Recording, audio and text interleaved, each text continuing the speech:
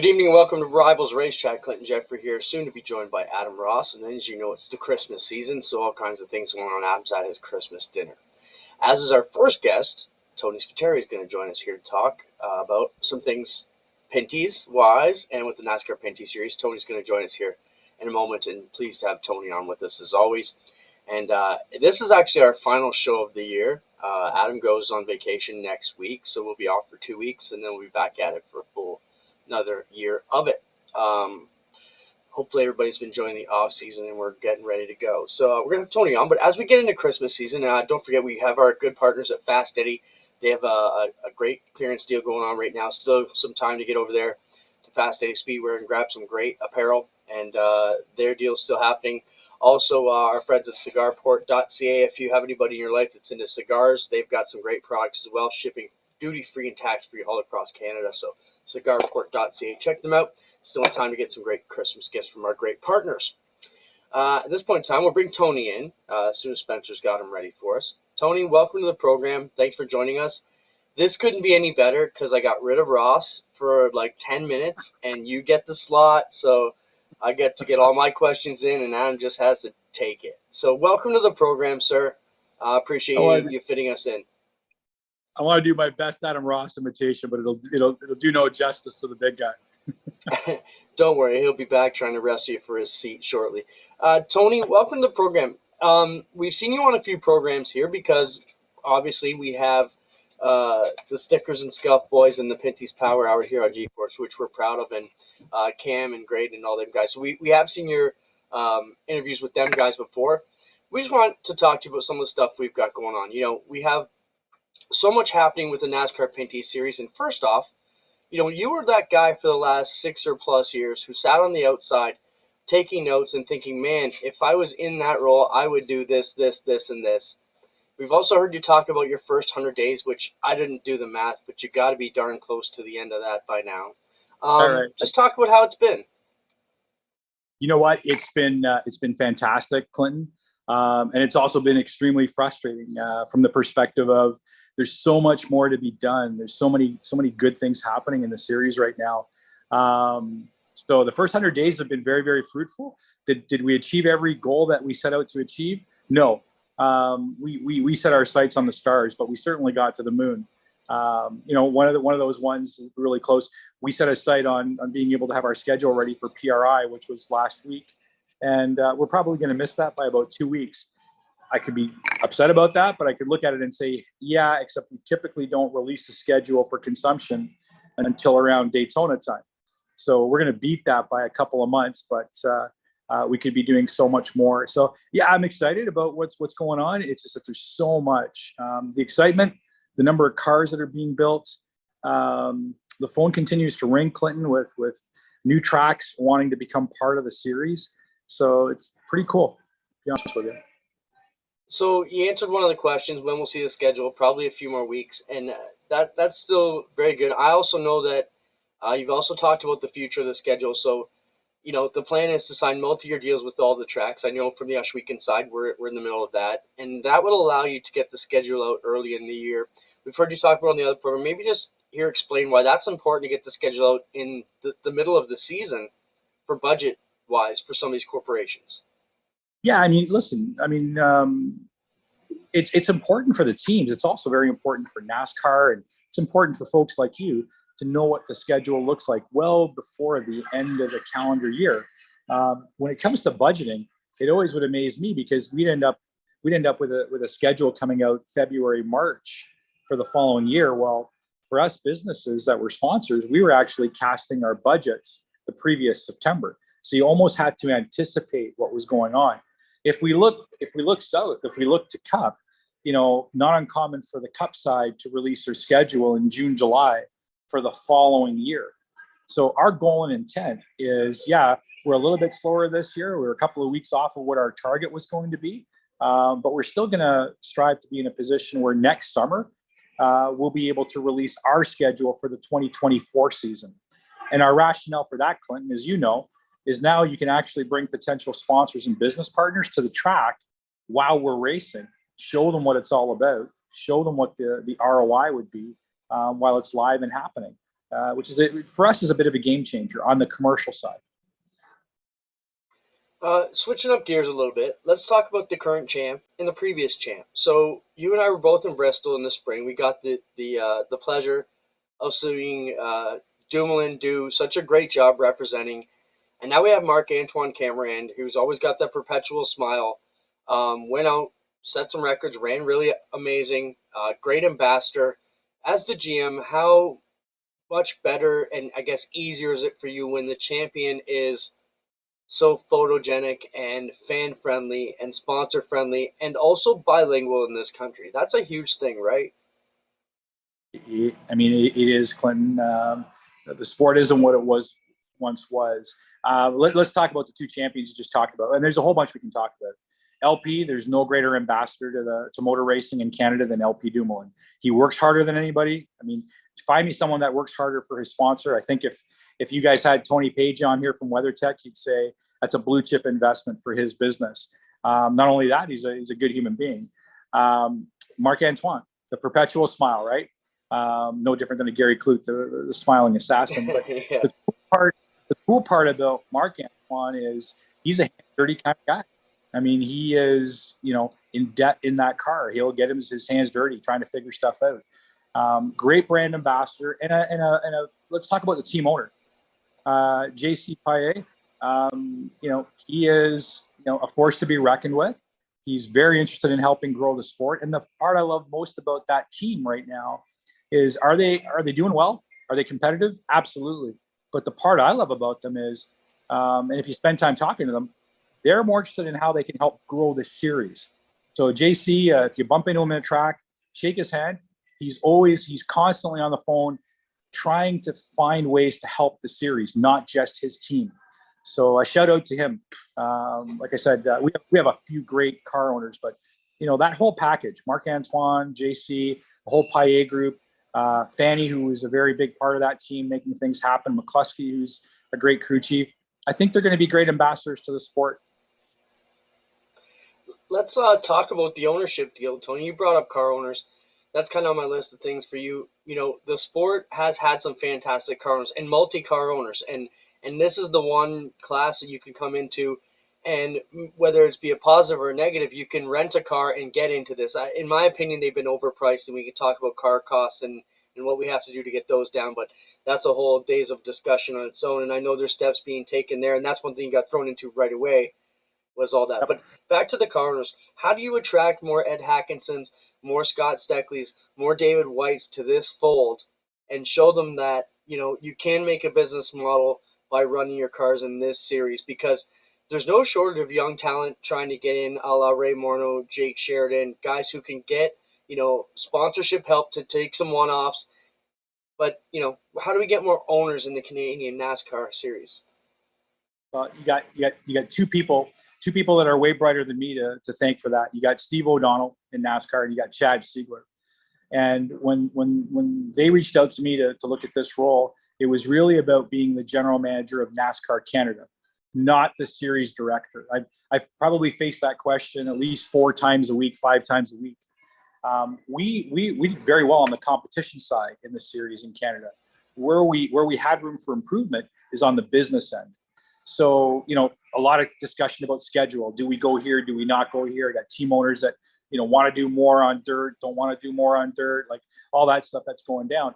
At the end of the day, it's up to us to entice new ownership and help existing ownership, right? Help existing ownership have an even stronger business model. And the way we do that is we get smart about the schedule. We don't add races, we add events. And there's a big difference, right? You add events, they're a lot easier to sell from a sponsorship perspective. We develop a schedule that chronologically works from the logistics perspective. That helps with the financial end. We make the right decisions vis-a-vis the new Robert Yates racing engines package that David Lee Lewis and Don Blackshear have pioneered for us. I mean, you're talking about a complete race-bred engine that's $20,800 USD. This is a plug-and-play motor that mirror images the current performance of our engines. When you do the comparison, depends who you talk to, that's a $60,000, $65,000 current motor to a, call it all in, $30,000 motor. It's less than half the price. So Clinton, it's like what you and I always talk about. A plane doesn't go down because one thing is wrong. A plane goes down because 5 or 6 things happened all at one time. What we have to do is the exact inverse. We have to make 5 or 6 things right happen: the right schedule, the right events, the right package, technical package on the cars. And then we have to continue with the competition side. Continue to invest in it so that it's even better than what it is right now. Yeah, Afterlife here in our chat is asking a question for Tony. Have you thought about updating the rules to make the cars more affordable? That's along the lines. We talked about the motors. Will we see anything with the cars and to try and keep them, you and I have talked about it. This series has to be attainable, and kids have to aspire to be in it. And for that to happen, it has to be cost effective. So we all know these cars about price themselves. So from the chassis side, what steps are being taken? I think one of the things that we're looking at NASCAR houses, and it's the cool part of being part of international, is we're now taking a look at how it's happening in Europe with Jerome Galpin's group. We're looking at how things are happening in Mexico, Bodison Company, and take a look at what they run and how they run. The announcement of the Brazilian, for our viewers, the Brazilian car, if you look at it, looks more like a Mustang and a Camaro than our existing NASCAR series car. But get this, the car weighs about 950 kilograms. It's a 3.6 liter V6 and it's mid-engine. I'm not saying that's what we're going to do with the NASCAR Pinty.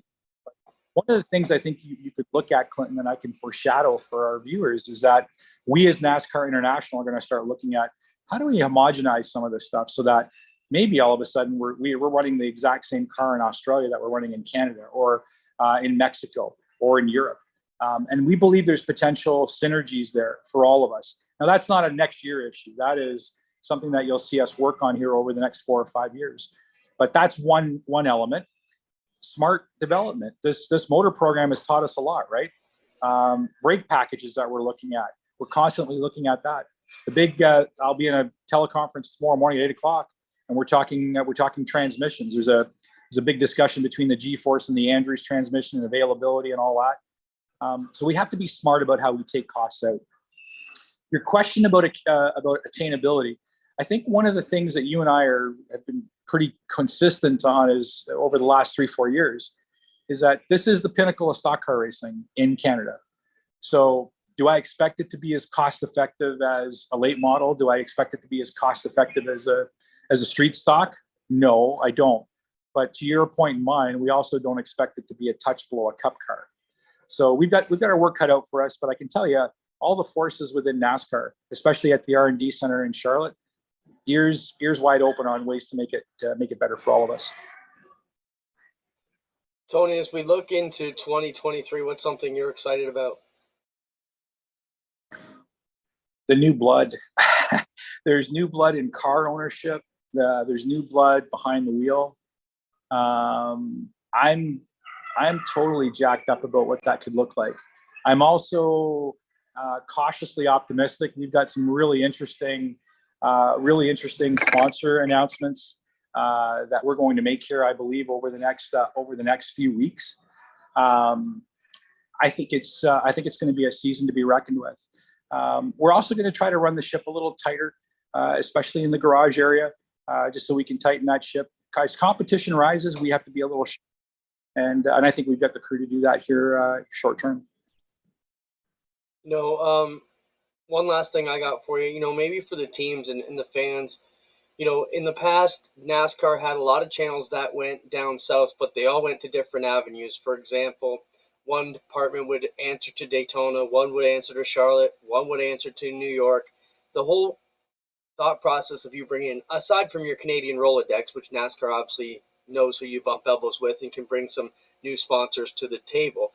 Let's talk about that, how bringing everybody into one office or one house and as I like to say, one throat to choke, how's that going to improve things here in Canada for the race teams and the fans? Yeah, I mean, listen, it's going to make decisions a little bit quicker than what they have been for the last little while. The cool thing is a big chunk of what we have to do, Clinton, is change our own mentality inside our shop, inside of NASCAR Canada, because it's still very easy for us to pick up the phone and call stateside. So we're changing that as we go. The interface is very, very good. The support we get is amazing. And we'll wean ourselves off of that. I don't want to say wean ourselves off of the support, but start having the intestinal fortitude to make some of our own decisions. And that's happening. It's happening on a day-to-day basis. Is it happening as quick as I would like to see it? No, but we'll get there. But yeah, we've got full support. Again, Tony Glover, for example, Les Westerfield, Chad, Steve, the whole crew, Chelsea Saunders, Jason Simmons, that whole crew between Charlotte and Daytona are all over supporting us. And really what they want is they want us to excel and build this thing right here domestically. So we're going to work on our own team first and make sure we get there. I know you got to get going. Lastly, personally, how are you handling this? I mean, running a multi-million-dollar business with 600 employees is not easy as it is. It would keep anybody up at night. And then you throw in this whole other project. I know Claudia was in on it because I asked her myself about a year ago, said, Claudia, you okay with this? And her answer was, this is what Tony really wants. And as a good wife, you know, she said she wants you to be happy. So, but how are you doing, man? I mean, it's got to be hell on you. This first year has been. There's no question all about it. A new business, as well as the NASCAR piece. But it's Clinton, you and I talk about it. The secret to every single business and every single operation is. So if I look at we've got great support from our board of directors all the way down. The staff that we've been able to put together over this past year has been amazing. We're shooting our first television commercials here in the company's history over the next 2 days. I'm supposed to be down across the way here. Just so you know how important you are, I'm supposed to be watching the Leafs and I think they're playing Anaheim tonight. I don't even know because I haven't gone into the building yet. That's where I'm supposed to be right now, but this is way more important than that. So we're working with our partners there to start building a media business around the Freshstone piece. The NASCAR piece, we're doing the same thing. And the first step's going to be let's build the right domestic team to move it forward, and it'll get progressively easier. But yeah, a lot of late nights, a lot of team owners that don't exactly like the direction sometimes. Like I'm either a goat or a hero. I don't know, one of the two. But so far it's been fantastic. Right on, Tony. We really appreciate your time. Happy holidays. Hopefully we can get together with you over. I mean, I could go on for hours. I mean, but it's just great to have you here. So appreciate your time. Hey, God bless, buddy. And to all our viewers and supporters, man, thank you so much. I know for me, it's always important to say Merry Christmas. I hope I don't offend anybody when I say that. And best wishes in 2023. Right on, Tony. Thanks, man. Enjoy the Leafs game. Care, buddy. Yeah. Boy, if I had half the wardrobe that man had, I'd feel like a golden goose every day, man. I just want that power tie, bro. Looking good. But let's talk about so much good stuff come out of that. Adam's obviously still trying to get free from his dinner. But, you know, Tony brought up some great things there. I think there's going to be some great points coming down from the NASCAR Pinty side that a lot of people are going to be happy with. Change is never pleasing for everybody. There's a lot of things going on and you're not always happy about it, but that's progress, right? I want to talk to Adam tonight when he gets here about his True North bet experience. He was on there this week, and I think he lost some money on the Bills, but either way, he was going for it. I don't think he beat the spread, but it was pretty cool. We have some other cool stuff to talk about. Spencer, I'm just going to jump around a bit here since we don't have Adam. So let's talk about Merrittville giving back, if you can find that screenshot for me. So as we talked about, Don Speece and the Merrittville crew have been doing a great job. They gave away over 3,000 gifts a couple Saturdays ago to race fans who poured through Merrittville Speedway for their deal. This week, Don was out at the school and went back to one of his public schools, and they showed up and gave a whole bunch of wrapped gifts to the kids. This was the letter coming home. There's some words missing because they don't want to know what school it was, but hello, public school. Don Speece is a former graduate of the school and owner of Merrittville Speedway. Mr. Speece wanted to do something special to the community. He's offered to give a gift to every student at the public school, to be unnamed. Mr. Speece's family will be at the school today to give each student a wrapped gift. Just wanted to let you know that your child will arrive home today with a gift donated by Mr. Speece and his family. I also want to thank Mr. Speece's family and the Merrittville Speedway employees for their kindness and generosity. So that's super cool that Don's out still doing that. They went around to the schools and gave out some gifts. They've also been in the neighborhoods here in Niagara passing around. I know they were in Meriton and Thorold the past few days. So keep your eyes out for the Merrittville Cheer Wagon and their Fan Express. They're out giving gifts up across the community, which is super cool. and kudos to them. And great job by everybody else who got together to make that happen for them. Next thing, let's look at the Brighton late model program. So this came out, Adam Turner sent me this last Tuesday. I thought it was super cool. Some of the Brighton folks at Brighton and their sponsors have gotten together, and they're going to offer a bunch of money to a driver who wants to move up, a driver who qualifies and is a Brighton regular, as long as they agree to race at Brighton Speedway. So Brighton Speedway, along with longtime division sponsors Vanderland Building and Excess Storage, and a fourth contributor to be named, are offering $10,000 to a Brighton Speedway driver. And I'm just going to find the actual post here so I can read it straight off. Sorry, Spencer, I thought we were going to see the whole thing. But I think this is super cool that they've gone out and done this. So they put this together. If you're a current driver in the Thunderstock division, or there are other ways you can qualify for this, you basically have to be a serious racer. 10 grand is up for you, and it'll be paid out in increments to help you get started. And I actually have to find it because I do want to read it. It's such a great deal. I didn't think we'd get into it already. Here it is. So Brighton Speedway, along with Vanderland Building Supplies, Excess Storage, and a fourth contributor, will be offering a $10,000 late model sponsorship program.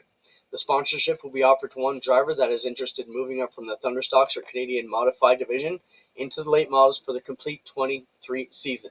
Drivers from other divisions are also eligible as long as they meet the application requirements. Drivers interested should email them, and if successful, the driver will get $5,000 up front to kickstart the process, plus $1,000 a month to help fund the season. In exchange, they need to commit to running the entire season at Brighton, as well as display the logos of the contributing sponsors on the car. It says, we understand $10,000 is not enough to start or fund a complete late model program, but the thought is there if a driver or team would like to take that next step, this is a great start. So how cool is that the folks at Brighton are going to make that happen? And if you're a driver looking to move up to the late model division, you need to check them out. We'll try Adam here. I got this creepiest face of Adam on my display. I don't know if that's what we're going to get to see. But, oh, it is what we're going to get to see. Beautiful. This is awesome. So, are you there? Bueller? I'm here. Hello? I can hear you. I'm just being a jerk. Yeah, this was a bit of a painful exercise. Sorry about that. Yeah, left me alone with Big T. Yeah, I don't know if we got the most flattering picture up for you here, bud. But you're on the show. Where are you at? Well, I'm in Stony Creek, so kind of a funny story. I almost wish Tony was still on if he's not, because we had our Christmas dinner for work at the Innsville restaurant, something like that, and I bumped into the good folks from WeatherTech. So we were talking about Tony, but I got held up with that dinner, and now I'm able to get on, but I should have good Wi-Fi, but it doesn't seem like I do. Twitch, it's asking if you're stuck in another parking garage. I don't know how to answer that, but we'll just leave it at that. I didn't get stuck in the parking garage. I smoked it and kept on going. We're not supposed to talk about that. We have some cool videos, though. Let's run the Charlie Mefford video. This will be our Burger Barn video. We talked about it last week, Adam. Why does this video matter, and what are we taking away from this? What we're taking away, Clint, is simple. You don't always know when the opportunity is going to arise to shine, and it might be at the lowest of low moments. And you can either tuck your tail between your legs and suffer defeat and magnify it by doing nothing, or you can take advantage of a situation and make a memorable moment, probably a more memorable moment than anything else that happened that weekend, except for the big winner. All right, let's take a look at this video. This is your Charlie Mefford win from the Dome about 2 weeks ago. And get together, Becerra, and the car, you wonder there, DJ, did something happen on the right front? Because it just took a turn. We can ask Charlie. Charlie, walk us through this crash here. Run it back, guys. Give us another. Here you go. Run that back one more time. So I came off a 2, and this unit right here just like, kind of like, I hit the cushion, kind of got sideways, and I looked to my left, there's a race car. Oh, well, that ain't good. And the steering's so heavy in this thing where we had to replace the whole right front, so I kind of just stuck. And then I got up in a wall, and I was like, ouch. And then I'm upside down, I was like, oh, man, what am I doing? Hey, Blake, ask Charlie if he can relive that, recreate how he was going to drive that car when he was telling James down there as we were taking photos during the track walk. I mean, if he can explain that for this whole place, I mean, I laughed for an hour about this.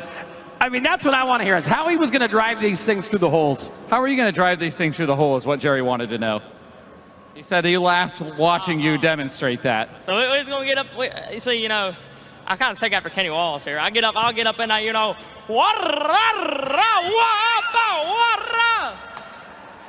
Where can we get your shirts? Let us know again. RaceRanch.com, baby. Hey, they don't call me the Pit Lizard Pit for nothing, baby. Go get the shirts. Race Ranch. I'll tell you what. Oh, man. I'm not going to lie, but I love that guy. Wow. Y'all knew who I was by the time I rode in. By God, y'all do now. That's Charlie Mefford. How about it? Hey. So there was a lot of press about Charlie Mefford in that interview. You know, some people say it took us back a few steps to the redneck side of things. Other people ate it up and bought up his shirts. Adam, where are you at with that? No, it would be much better to hear a Vanilla and hear him say, I was just biding my time. I want to thank my sponsors. Shut the hell up. He gave a great interview. The kid clearly represents a demographic that is desperately needed in the sport right now. So I saw Chaz was out there kind of busting his chops over it, which was, you know, I do like Chaz, but his stuff is just clickbait anymore. If you're going to argue against someone being themselves and trying to entertain, you got your head lodged up your rectum. Yeah, I think the Chaz kind of has gone to the clickbait side of things lately. Things have been off the wall a little bit there. Where else are we going to go from here? Some of the other stuff we had to talk about. We're expecting Corey McAllister to join us here from Caldecott Millwrights. They've been working on some new products, and Corey, of course, a racer in the Super Stocks division and a few other spots around. So we're hoping to get him on. Adam, sad week around here. The Schwarzenbergs are mourning the loss this week. Tell us a bit about that situation. Yeah, Billy's mom passed away this week, so a sad deal there.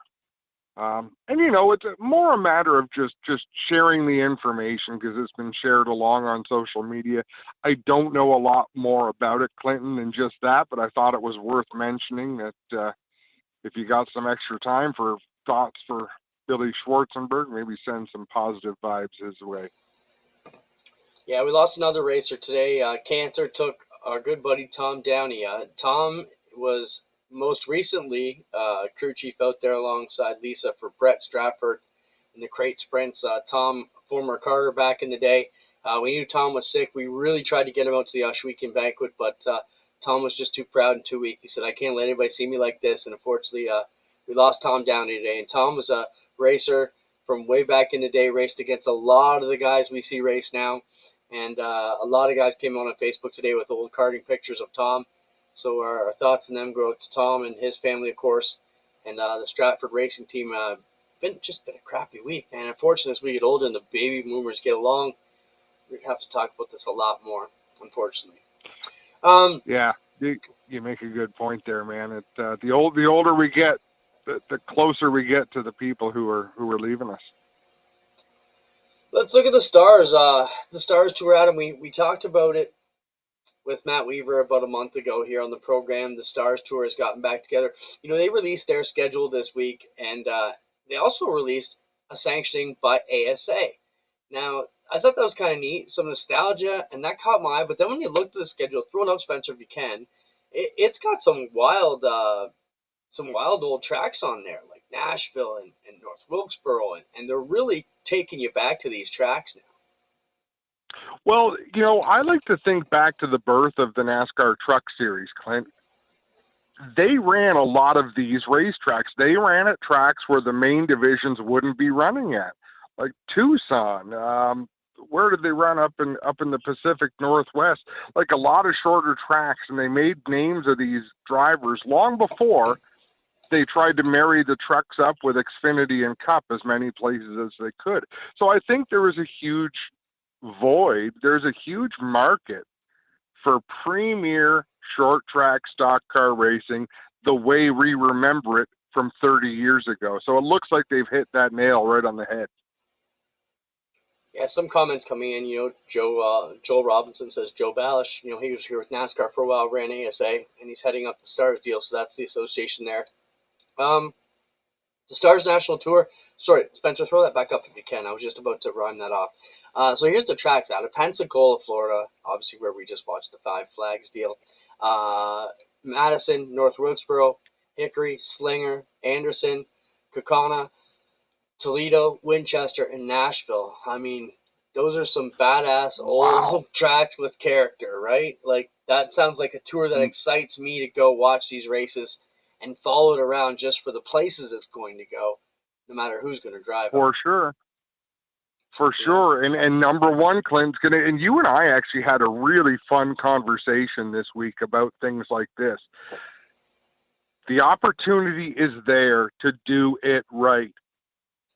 Cut the cost, limit the cost. I mean, extremely limit the cost. Build something sustainable and sell it the way it needs to be sold to make it successful. This sport can't go on forever when the more you race, the more you lose financially.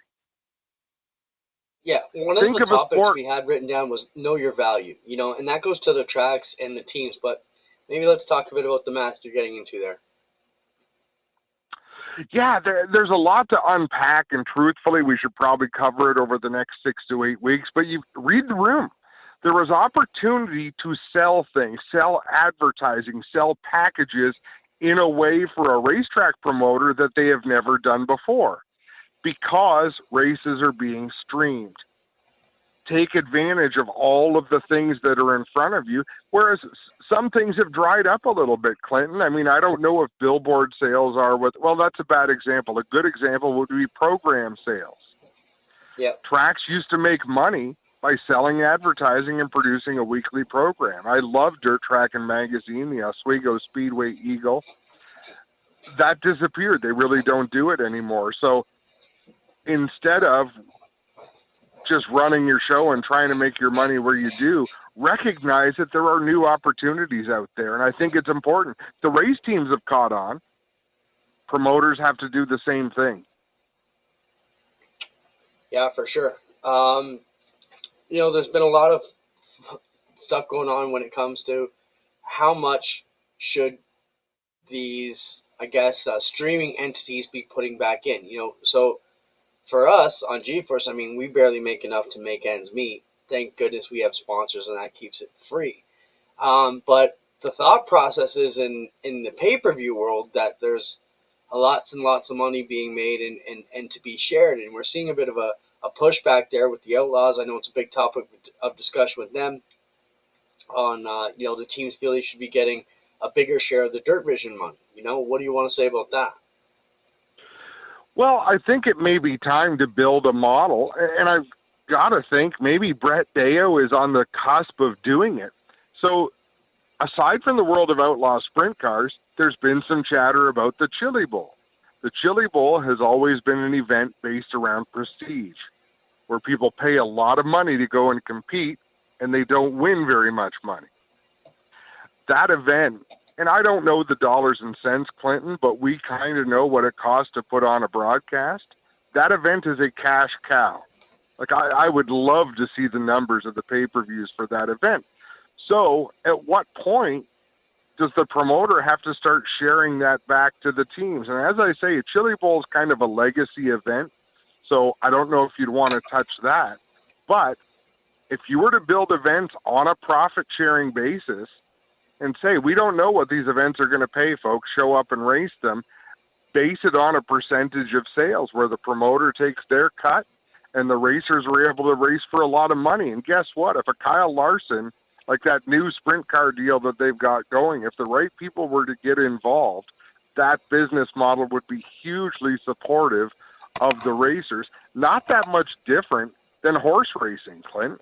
But horse racing did theirs on gambling, not on pay-per-view. Yeah, I mean, there's certainly share packages, and you can figure it out. It's just, they haven't had to share it now. And, I guess the Deo question brings up, does he need to do profit sharing? Let's take Deo out of it. Do you need to profit share your stream profits if you're paying enough money back to the teams? So what I'm saying is, Deo's got all these big races, big point funds. Everybody makes money at all these races. Does it make sense? I mean, is he able to not share the profits because he's passing them on another way? And is that in my opinion? That's exactly what he's doing. Yeah. Yeah. So I think he is sharing that back. They're good paying events, whereas that racers are their own worst enemies. They always have been. But if you go way back in the day, the promoters were the enemies because there was a lot of shady promotions on the go. I think there is opportunity to really get something right, and the first person to capitalize on it and really make a big splash, Clint, is going to be a bit of a cult hero in the sport. Joel mentions here in the chat, when does gambling start to affect the sport? It's being done in Quebec. So if you mean affect the sport from money coming in, I mean, we have a trickle of it in here, TrueNorth.bet. As we see the gaming companies come in more and more, you could see it could come in a lot of ways. I mean, we've seen last week, and we did a trial run a couple years ago there with Victory Games where we had pair betting on our races. So you could actually bet a $5 bet and win some money back on the races, whether it be the mini stock, street stock, crates, or 360s that last weekend. I think it's upon us. I think you're going to see more of that coming back. The question is, when does it make enough profits that you start to see that money coming back? I mean, we in the dirt world, we joke about native poker. We saw it 15, 20 years ago. They came in with a whole bunch of money, splashed all over the place, and disappeared pretty quick.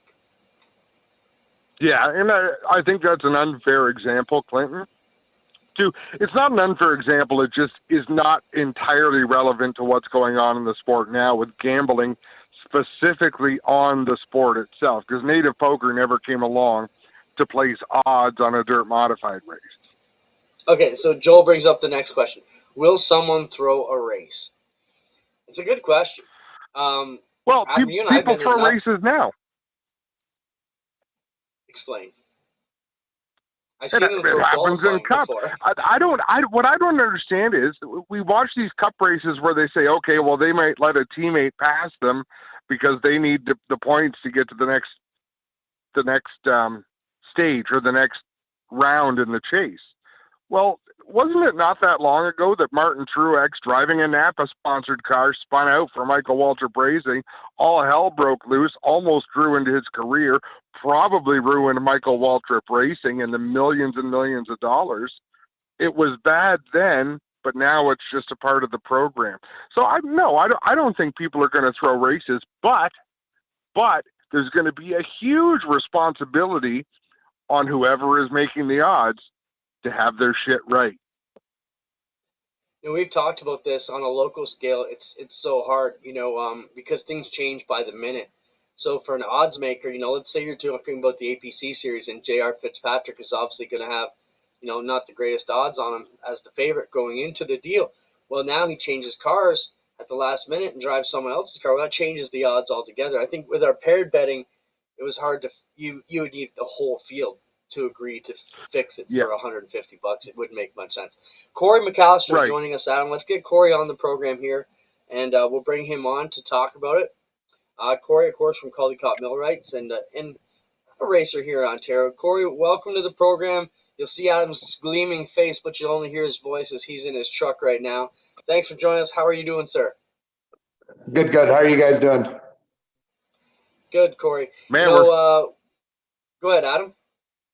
Well, you know what I wanted to open with? Corey, thanks for coming on and joining us. Clinton, Corey is a great example in racing because people are different. After they visit the performance racing industry show, the PRI show for the first time, they come back with a fresh look on the sport. And Corey has just come home from his first visit to PRI. So I kind of want to open with that. Corey, could you have imagined how big that show was going to be or how legit that show was going to be before you went? No, I've heard a lot about the show. Myself and our crew chief, Scotty, went down there and we did the full experience. We were there at 7:00 in the morning, the first day for breakfast with Tony Stewart. And I really walked into the show with a racer aspect, looking for race products. And about 15 minutes into it, we started thinking more of a business aspect with it. It's just huge. There's everything there. How many different sides of the motorsport aspect there is, from the drag racers, the dirt racing to truck and tractor pulling. And they say the convention center is 4 times the size of the Lucas Oil Motors Stadium. So just to kind of put that in perspective, we walked for 2 days straight, and I don't know if we did see everything. Yeah, that's the tough part about PRI. You can spend 3 days there and still not see everything. So let's talk about it. You went down there. What kind of race parts were you hoping to get some intel on? And then what kind of business ideas did you come back with? We know you guys have the mill writing business. You're fabricating all kinds of stuff. We see some products over your left shoulder there. For both that business side, what were you trying to achieve? So we went down with basically 4 major concepts. One for the racer, for looking at some product sponsorship from a few different avenues to help out our team. The second aspect was looking for some clientele and who we could sell our products to. And the third aspect, see if we could make our race car faster, obviously. And then the fourth aspect is to have some fun. And the amount of networking, right from even breakfast in the morning with all the different racers and motorsports and gearhead guys, all the way through, it was just such a great experience. And to see what's all out there and how much motorsports has to offer, just really opens your mind. A lot of the stuff I've always done has been in the asphalt oval track side, and it just really opened my mind and broad-based at how big and how much stuff we can do within this industry.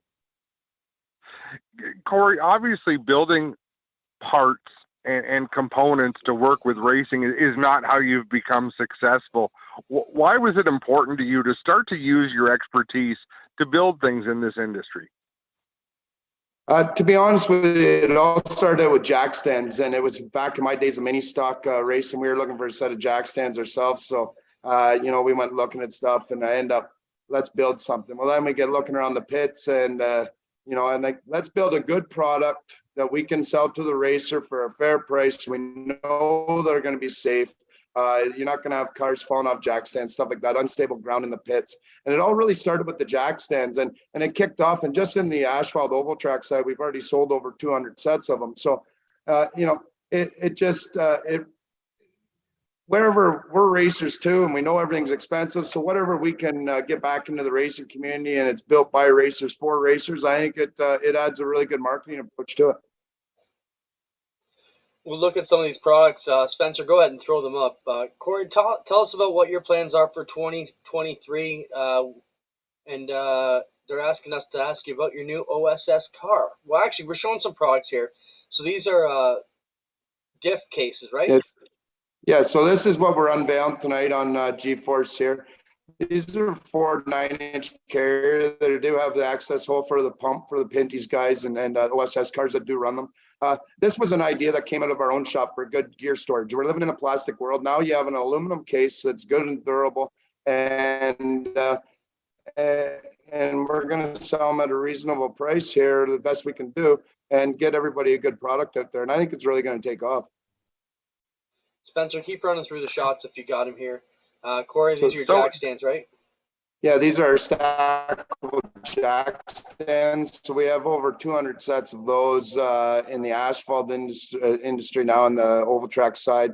And now the road course guys are coming to us and starting to talk about it. So they've worked out great. They're fully engineered, and they're beautiful. So this is a product that our project team's working on right now, and we're going to unveil it. We're just trying to cut a little bit of cost with it, but scale roll-offs. And then here, this shows. Oh, sorry. No, go ahead. I just wanted to know, Corey, where do you see? Hold on, Adam. He's just going through the products. You can't see it. Go ahead, Corey. What's that? So the top case there, that's for the Legend cards. That's a 7.5-inch Toyota gear case that we're offering as well. Cool. And then here off to the left, these are our scale cards. So that gives you a spot for your scale control, your wiring and everything, and then your scales that stack in the side. And it just keeps your shop nice and organized. The amount of scales costs, you want to have a nice carrying case. Then we also have our Lexan rub rails, and we do sell Lexan as well.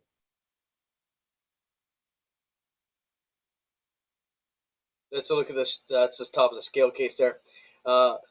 Adam, floor is yours. Yeah, Corey. So how much of this is a hobby to you, like a passion project? Because obviously you are very busy with a profitable business. I hope it's profitable because you've been very generous to a lot of race teams, to G-Force TV. So how much of this are you just doing because you really want to, and it feels good to do business this way and go to places like PRI and be a part of a great industry? It started out as a passion, and the mill writing and machining end of it is definitely our parent company and always going to be. But we're going to be unveiling some stuff here in the next very near future, and we're actually going to try and hope and working on some branding and really taking this off. I think there's a market for it.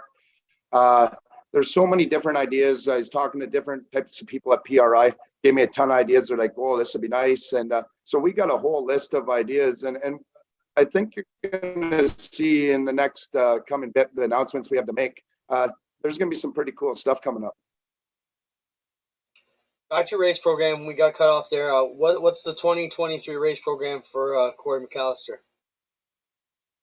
The one big thing I want to do in 2023 was get back home. I live 10 minutes away from Full Throttle Speedway, half an hour away from Sauble Speedway, and the OSS program really fit it where the schedule fit for us. So I bought a car from Mike Kerniak, and we're going to do the full OSS schedule. I got the super stock right behind me here. It's pretty well ready to go. So we're definitely still going to be back in a super stock. I'm not sure when, where, if it's going to be invitational based. And until we get schedules out and see and line everything up, but we're going to race as many events as we possibly can. Adam, anything you got for Corey before we let him loose? No, you know what? I just want to say when you have those new products, please reach out and let us know. We'd love to help you show them off. As I say, we appreciate that you've always been supportive of the work that we've done, and we want to show our appreciation right back by at least helping you promote some of this stuff and advertising it for you. No, I greatly appreciate that. We're going to release pricing on the gear cases and everything tomorrow morning on Facebook. We want to unveil them on G-Force tonight because G-Force done a lot for motorsports, and I really appreciate all the streaming and everything else they've done. So yeah, we'll get pricing up, and in the near future, I hope you can order them online. It's something we're working on in the background. So thanks for having me, guys, and take care. All right, thanks, Corey. Good luck this season. Good luck with all the business stuff. We'll definitely be following your season as well. Well, Adam, that brings us down to our last 10 minutes. Oh, sorry, Corey. That brings us down to our last 10 minutes before Christmas, Adam. Pretty wild. We've gone through a whole nother year.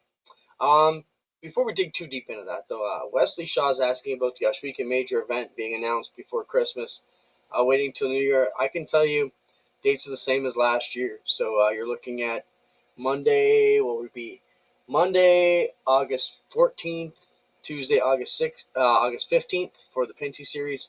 And then for the Canadian Sprint Car Nationals and Canadian Crate Nationals, it will be Friday, September 15th and Saturday, September 16th for Oswego's major events. We will have the powwow weekend off and a lot of other special stuff going on. We'll have that out coming just inside the new year. Adam, anything you want to address before we get too far down the road here? We're almost done. Almost done. You sure that Wesley wasn't talking about the Resi 500 January edition that TJ Martin's got coming up? Well, that's the next thing on the program here. You were out to the Resi 500 on the weekend.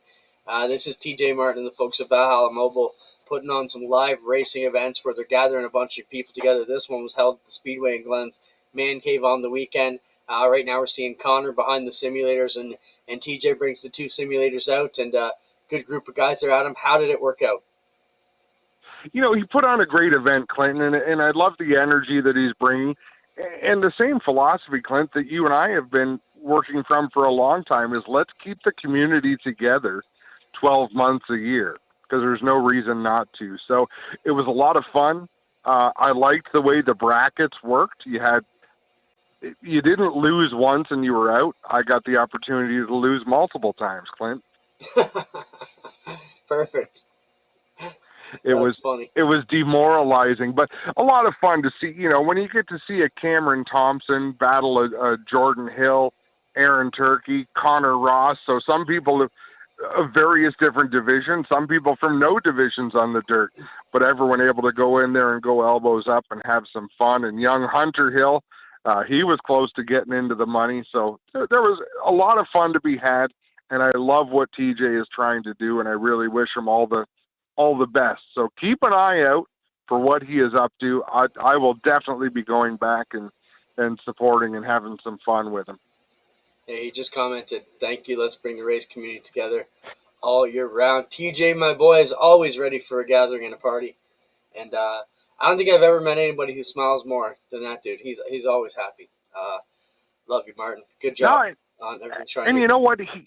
He did a good job too. Like, he had it catered. I think there was chicken wings and pizza and all sorts of stuff that I couldn't eat or drink. But it's not just to open the door and come in and turn a steering wheel a few times.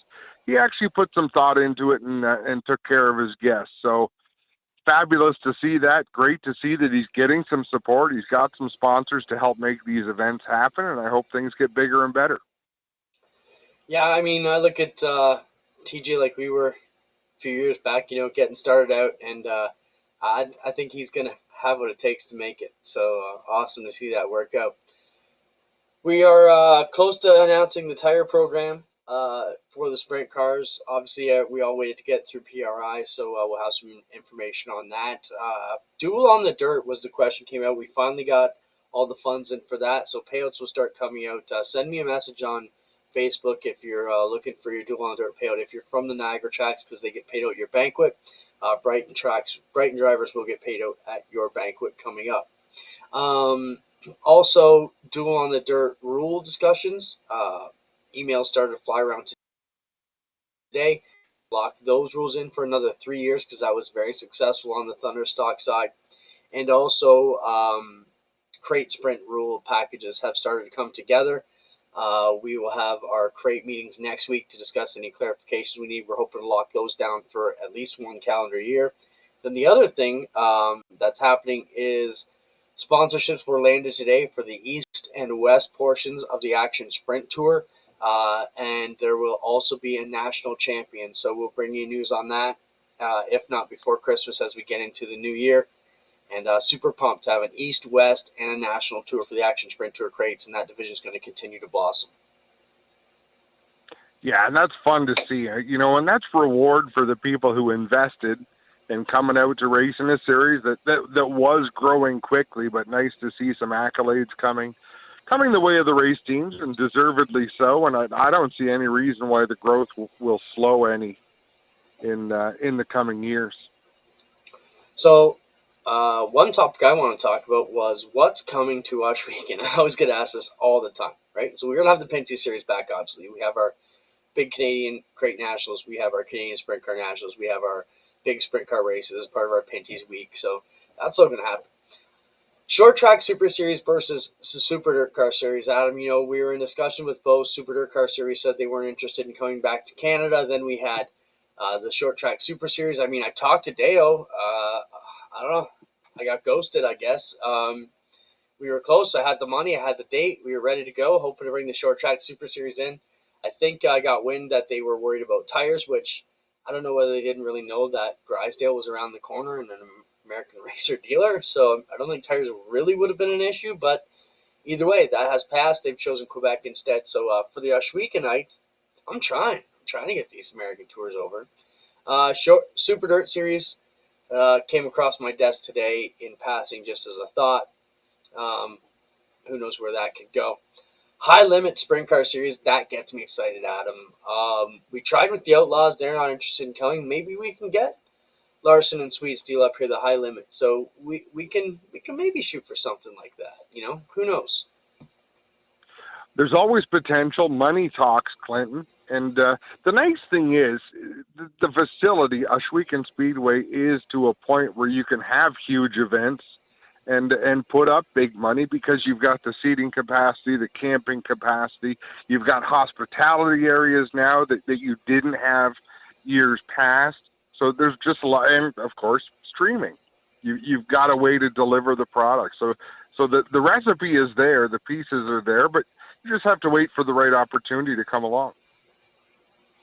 So Cam's asking, when is the announcers dirt race? Adam versus Clinton versus Greg on Ohsweken. Well, it could happen. I prefer my idea, Clinton, where we all put on sumo suits and battle to the death in Victory Lane. Of course, the biggest guy in the room wants to have a sumo battle. How's that fair? You know what? I'll race. I don't want to get too cocky, but you can have anything you want. You get first pick of cars. Let's do this. I'll even start tail. Yeah. I'm down. We've got to work something out. We did it years ago. We probably 15 or 20 years ago. We had a mini stock race, didn't we? Yeah. We had a go-kart race, but I was way underweight. I drove Andrew Casteline's car. Picture me in AJ Casteline's seat. Yeah. It was good fun. It'll be a good time. Actually, we got offered vintage cars last year, but the date didn't work out. So I'm up for it. Let's do this. Yeah. A full lap all the way around running. Adam might be in shape by that. He could beat me by the spring if he keeps up his progress. You know. Dave and I are looking to do some 5K races in the springtime. So stay tuned. 5K. You might beat me in that. Let's King of the Hill running style, Mike says. That would take us till tomorrow to get that one done. In closing though, thanks Spencer and all our G4 staff and crew. You know, we had another amazing year of growth. We couldn't be where we are without all of this amazing people around us, our amazing support staff, the marketing partners who get behind it and believe what we're up to. It's been amazing to have everything going that way. Tim Zach says use double seat sprints with wipes in the back. But seriously, Adam, we're blessed to have some great people around us to make the magic happen. And, you know, I know you want to say thanks to everybody as well. Absolutely. We have so much fun. You know, sometimes, Clinton, I think we lose sight of the amount of fun that we're having. Because really, the work we get to do is stuff that we dreamt of when we were coming up through the ranks. Like we've got a premier facility, we've got, like you say, premier partners. We've got a team that I wouldn't replace any one piece of that team for anybody that you brought to me. We've got the right people in the right places, and sky's the limit. And we appreciate everybody who follows along and everyone who puts up with listening to our nonsense. Keep that shit up. We appreciate it. Yeah, in 25 years plus in the business, I think I can speak for Adam in saying this has been the best year we've had for response. Everywhere we went, people reached out to us and wanted to talk about the things we were talking about here or at the races. And that shows us you're paying attention, makes all our work worth it. And we definitely appreciate the camaraderie, the friendship, and hanging out with everybody. So on that note, Merry Christmas, Happy Holidays, Happy Hanukkah, however you celebrate. Make sure you stay safe. If you need a ride, call somebody. We need everybody to make it to the new year because 2023 is going to be better than ever. Anything you want to say, Adam, before we drop the ball? You know what? For the first time in 25 years, Clinton, you nailed it. Well, I have nothing to add to that. Well said. And have a great holiday season. Merry Christmas, everybody. And take some time to take a deep breath and appreciate what's around you. Right on. Talk to you soon, guys. Have a great day. Adam, enjoy your vacation. We'll see you in the new year. Thanks a lot.